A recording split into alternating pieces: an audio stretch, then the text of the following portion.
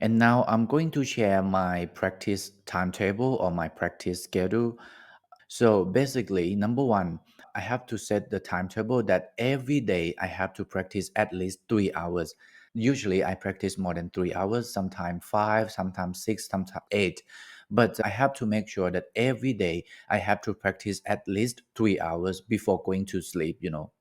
And then the second thing, as I told you earlier, that I just focus on the big fours, the four most important tasks in PT exam, because I know that if I do well those four tasks, I'm going to get my desired score. The chance that I will get 79 plus in all section is going to be very, very high. That's why divide my practice time like 1.5 hours practicing reading and writing fill the blanks, as well as read around, because I told you earlier in my previous video, I told you that I practice like reading and writing fill the blanks together with read aloud, because these strategies help me to save my time as I was busy. And I think that you are busy as well, at least 1.5 hours per day. And then I practice write from dictation and repeat sentence together at least 1.5 hours. Same concept, because write from dictation and repeat sentence are quite similar. Write from dictation, you have to listen, understand, and write everything that you hear. And repeat sentence, you have to listen, understand, and speak or repeat whatever you understand and whatever you heard from the speaker. So this is my minimum 3 hours a day of exam preparation. And then number four, I always make my vocabulary, collocation, or grammar rules notebook.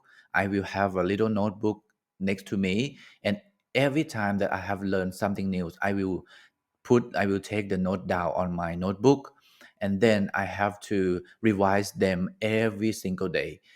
Because consistency is very important, is the key success. You do the thing like regularly, consistently, every day by day, little by little, you are going to improve. If you are consistent, you are going to get your desired score.